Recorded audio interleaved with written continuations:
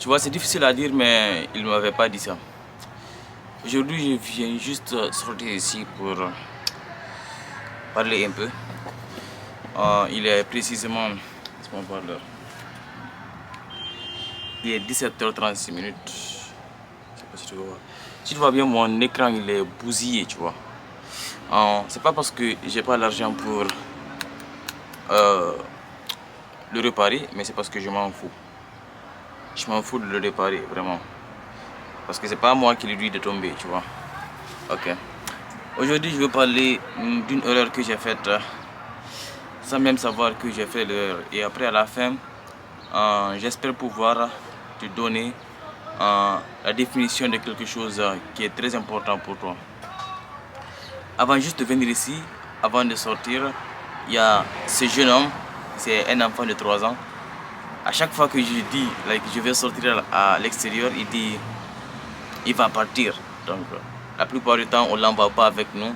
Mais aujourd'hui, je l'ai regardé, j'ai dit ok. Parce que tu sais, je dois filmer cette vidéo avant que le soleil ne tombe. Je ne sais pas si ça tombe ou quoi. Mais je dois filmer avant que le soleil disparaisse. Donc, j'ai réfléchi, j'ai dit attends, ce petit n'a rien fait de mal.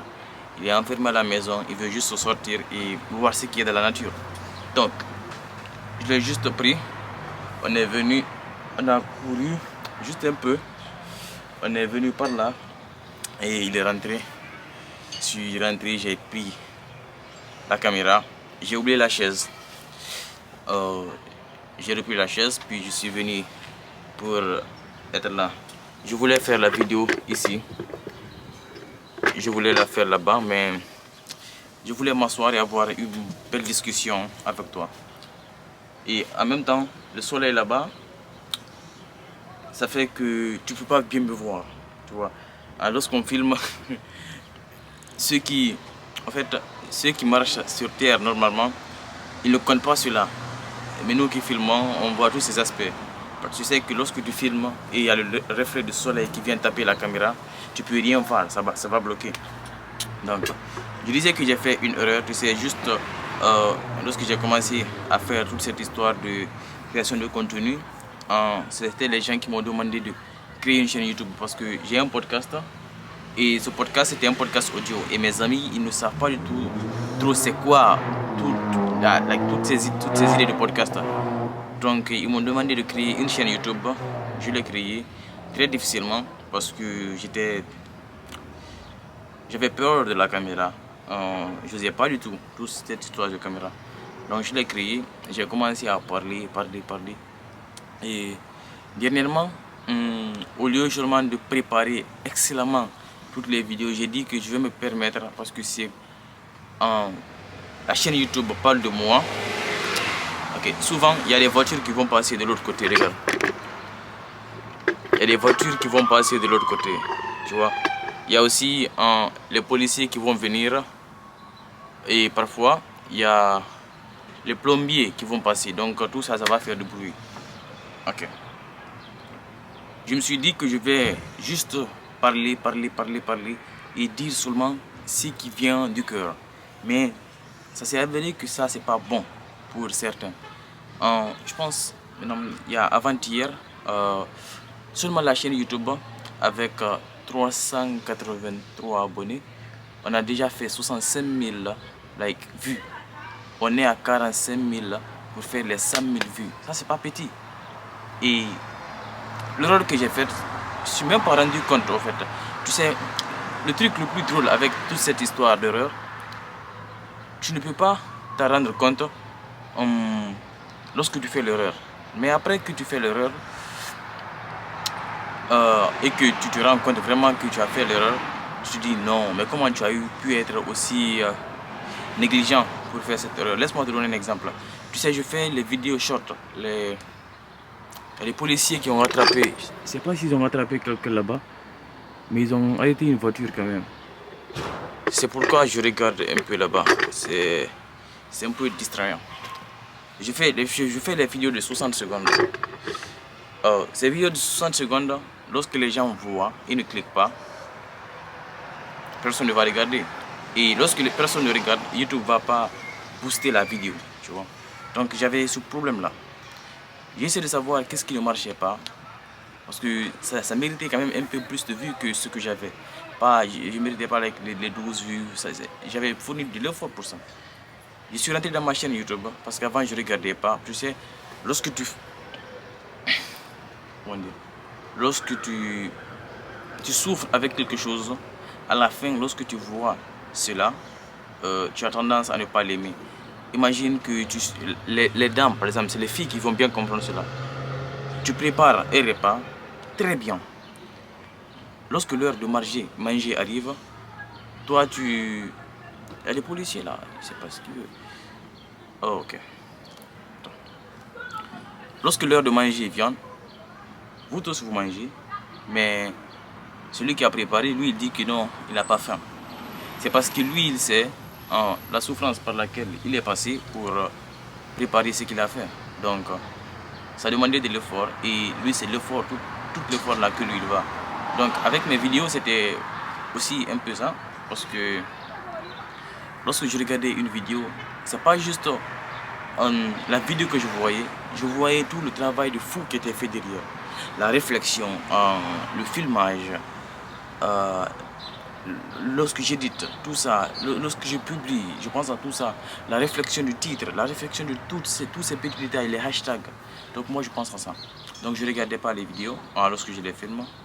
Je me suis dit, si ça ne marche pas, je dois au moins savoir ce qui ne marche pas. Parce que je n'ai pas d'employés qui sont chargés de ça ou pour m'aider à filmer, je le fais seul. Et ce n'est pas un souci. Donc, je viens sur la page YouTube, je vois les titres sont petits. C'est lorsque j'édite, parce que j'utilise CapCut pour éditer, je vois, parce que j'ai le téléphone like, juste ici, en éditant, je mets un titre, je dis ok, le titre là il est bon, mais sur la vidéo, ça se trouve que le titre est petit. Tu sais, lorsque quelqu'un entre dans YouTube, il ne peut pas savoir de quoi s'agit la vidéo, donc les gens ne vont pas cliquer. Je me suis dit, depuis ce jour, j'allais agrandir les titres. Au lieu de les faire des petits titres comme ça, je vais les agrandir comme ça. Et mettre un fond blanc et une écriture blanche. Donc c'est ça. En même temps, lorsque j'ai fait cela, les gens ont commencé à cliquer. Après, il y avait un autre souci. Les gens n'arrivaient pas à trop regarder. Je me suis dit, pourquoi est-ce que les gens ne regardent pas? J'ai vu souvent... en généralité, les gens ne regardaient pas toutes les vidéos, donc je me suis dit qu'il y a un souci. J'ai changé. Maintenant, au lieu seulement de venir raconter toutes les choses que je viens, j'utilise une histoire personnelle. C'est-à-dire, je lis la vidéo à quelque chose qui s'est passé dans le passé ou récemment.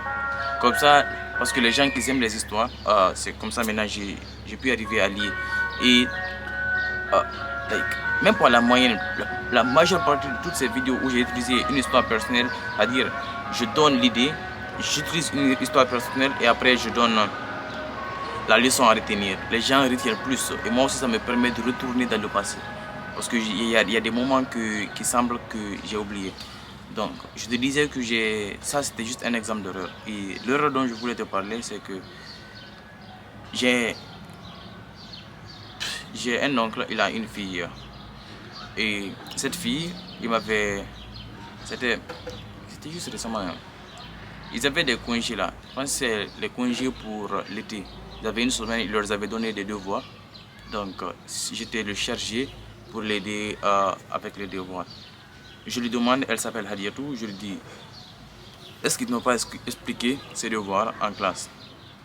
Il dit qu'ils n'ont même pas fait ça. Comme je ne pouvais pas insister, en même temps, sa tante, parce qu'elle vit avec sa tante, elle a dit qu'elle est plus concentrée à l'école. Je lui demande, Hadiatou, pourquoi je n'ai pas concentré à l'école? Elle n'a pas répondu. Okay. Après, je dis, Hadiatou, quel est ton rêve? Elle dit que c'est d'être youtubeur. Et je ne l'avais même pas bien entendu. Je lui dis de répéter. Tu dis, tu veux être quoi? Elle dit youtubeur. C'est là que j'ai su que cette fille, elle regarde mes vidéos. Parce que moi, je ne savais même pas qu'elle regarde mes vidéos. Tu sais, ma famille, on n'est pas dans tous ces trucs de réseaux sociaux. Dans ma famille, like, mon père et ma mère, la famille proche, je suis le seul. Et même la famille élargie, on ne fait pas des vidéos. Donc c'est pas quand même ça qui va m'empêcher de le faire. Donc je pensais pas du tout qu'elle regardait mes vidéos et elle dit qu'elle me voit. Et lorsqu'on a fini l'appel, je me suis demandé, est-ce que cette fille, c'est parce qu'elle passe le temps à regarder mes vidéos en classe qu'elle n'est pas concentrée à l'école? Et puis d'autres pensées m'ont venu aussi. Je dis, est-ce que cette fille, c'est parce qu'elle m'a entendu dire que l'école n'est pas bon ou que l'école est mauvais ou qu'il faut être youtubeur? Est-ce que c'est ce qui a changé l'esprit? Ça a commencé à me consumer de l'intérieur. Je me mettais au fautif sans même avoir su que c'était moi l'origine de cela. Tu vois, ça m'a vraiment rendu conscient du message que je suis en train de véhiculer. Parce que on a fait maintenant 65 000 vues. 65 000 vues, c'est pas 6,5 vues ou 6 vues. C'est un petit stade ça. Tu imagines? Et lorsque toutes ces personnes, et que moi je me réveille juste selon mon humeur, je balance des choses, ça n'aidera personne. Surtout que, à ce que j'ai vu, parce que la fille là, elle a moins de 15 ans, elle regarde mes vidéos. Et imagine s'il y a des... je vois aussi même dans les statistiques, il y a des personnes de 45 ans qui m'écoutent. Tu vois, ça m'a appris quelque chose. C'est pour ça, lorsqu'on fait des erreurs, on ne se rend pas compte. Mais après, lorsqu'on réalise qu'on a fait l'erreur, c'est là-bas maintenant qu'on se dit comment est-ce que c'est possible que j'ai fait cette erreur. Moi, je ne savais même pas qu'elle regardait mes vidéos. Moi, dans ma tête, j'avais oublié, je me disais que toute personne à qui je n'ai pas dit que j'ai une chaîne YouTube, elle ne va pas voir ma chaîne YouTube. J'ai oublié à un moment que YouTube, c'est international. Mon père peut aller voir, le premier ministre peut aller voir, un chanteur peut aller voir, et sans même laisser une trace. Tu vois, donc c'est du côté de l'erreur, c'était l'erreur que je voulais faire. Maintenant, de là, ça m'a rappelé une définition que j'ai mal utilisée. C'est pour ça aussi je vais te parler de cela.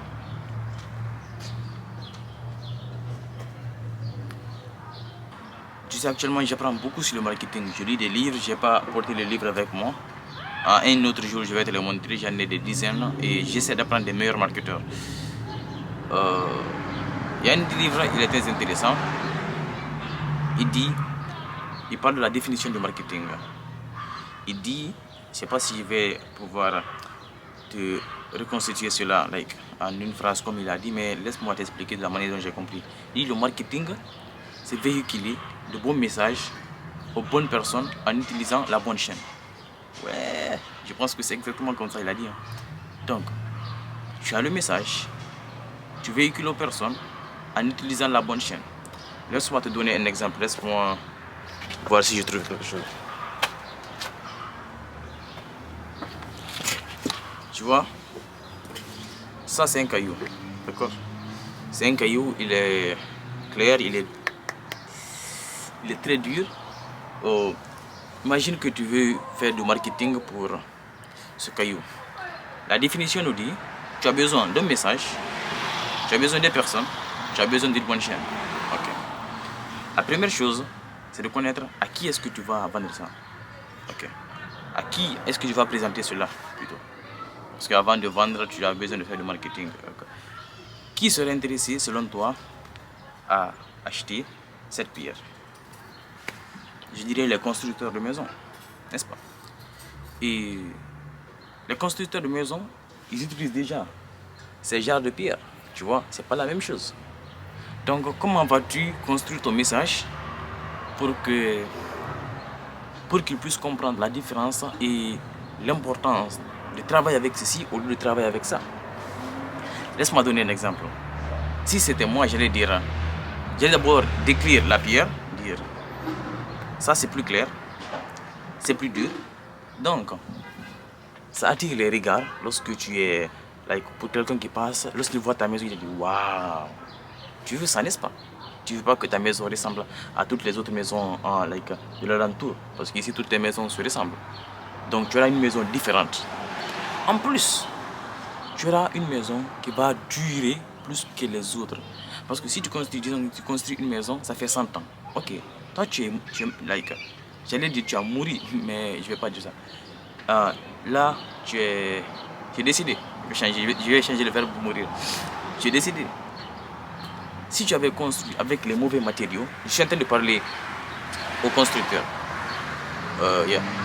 aux nouvelles propriétaires de maison. Si tu construis avec ce matériau, tu auras chargé une nouvelle dépense à tes enfants. Mais si tu construis avec ça, il peut se passer 3 à 4 générations sans que tu aies même besoin de penser au mur. Tu vois la différence? Parce que ça, par exemple, ils ont utilisé... Laisse-moi trouver le caillou qu'ils ont utilisé pour ça. Tu vois? Ils sont différents. Ça, c'est plus dur, mais ça, c'est très mou. Ça, lorsque la pluie vient, ça peut en rendre encore plus mou.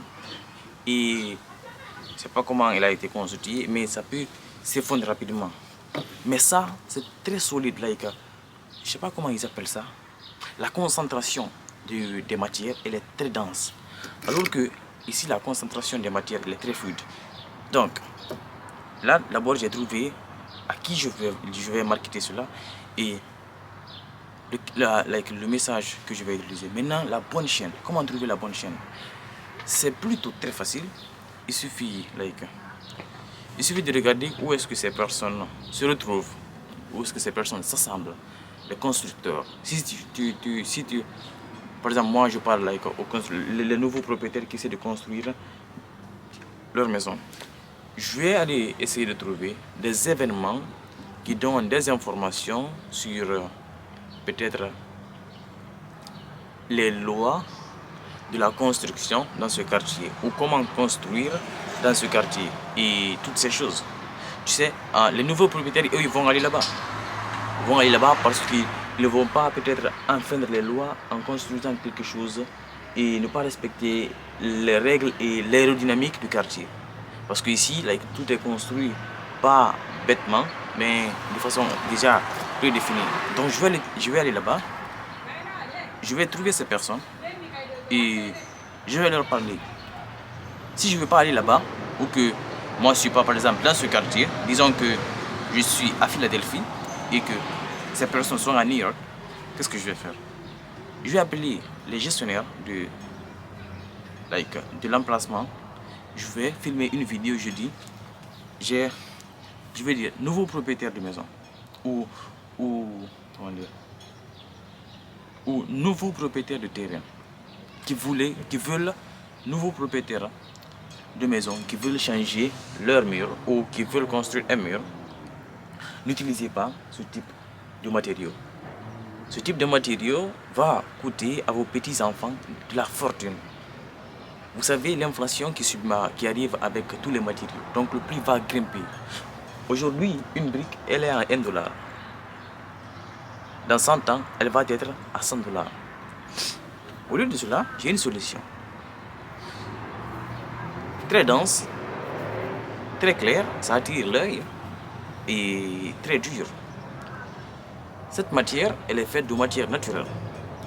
Ça, c'est fabriqué par des personnes. Ça, c'est naturel. Donc, au lieu de changer un mur dans 100 ans, vous pouvez garder ça pour vos 3 prochaines décennies. Et plus. Dans 3 prochaines décennies, aujourd'hui, ça c'est à $1. Dans 3 prochaines décennies, ça va toujours rester au même prix. Je t'assure qu'ils vont tous acheter. Ils vont tous acheter parce qu'ils ne sont pas encore passés à l'action. Donc, pour un peu représenter ça pour toi, laisse-moi voir si je peux... Shit.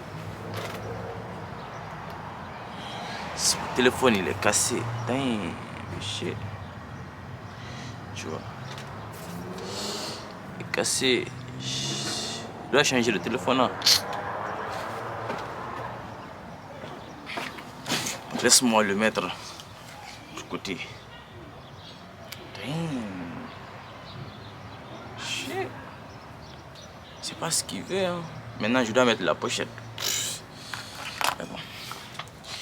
Imagine le marketing. Je voulais mettre avec les cailloux comme ça et faire un triangle. Mais je sais pas comment mettre un caillou en bas. C'est même pas possible. Imagine le marketing comme un triangle. Tu as besoin des bonnes personnes, de bons messages, en passant par la bonne chaîne. Okay. Regarde autour de toi. Un exemple de marketing. Par exemple, regarde juste en face de moi, il y a une maison. C'est le musée, c'est pas comment les temples pour les Chinois. Okay. Ce temple, même s'ils font pas vraiment du marketing, mais tu peux, dans tout ce que tu vois, tu peux ressortir ce triangle. Ce temple, chaque dimanche, il y a des Chinois qui viennent là-bas. Donc, c'est quoi les personnes pour ce temple? C'est, tu dois être chinois, j'ai pas vu de personnes noires ici. Tu dois adhérer à leur religion, c'est même pas quoi ils pratiquent. Okay. Le message c'est quoi? C'est ce qu'ils véhiculent lorsqu'ils entrent là-bas. Okay? Ou la promesse. Qu'est-ce qui leur a été promis après la mort? Ou qu'est-ce qui leur a été promis lorsqu'ils viennent le dimanche, chaque dimanche ici? Et après, la bonne chaîne c'est quoi? La bonne chaîne c'est le temple même. Donc, tu as les Chinois qui adhèrent à la religion, tu as la promesse de la religion, tu as le temple. Tu as compris? C'est assez simple.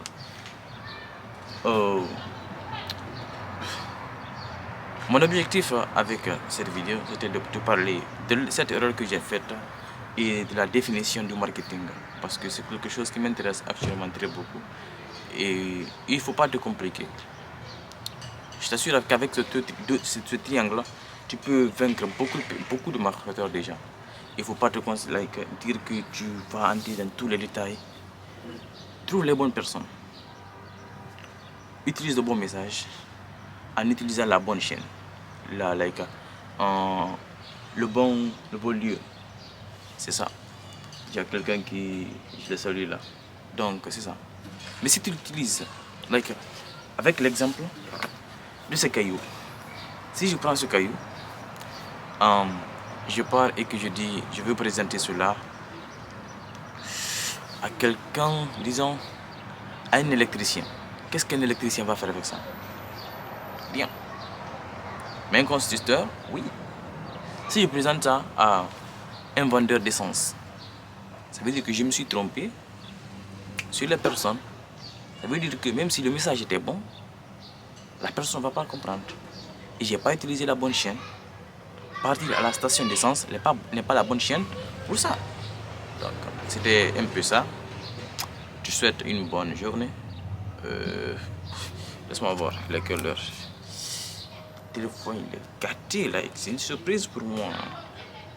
Je ne sais même pas comment il est tombé. Je pense qu'il est tombé comme ça. Donc, comment est-ce que c'est le choc qu'il a avec? Il est dur, hein? Il est dur, je t'assure, regarde. Il est 17h59. Je te dis à plus.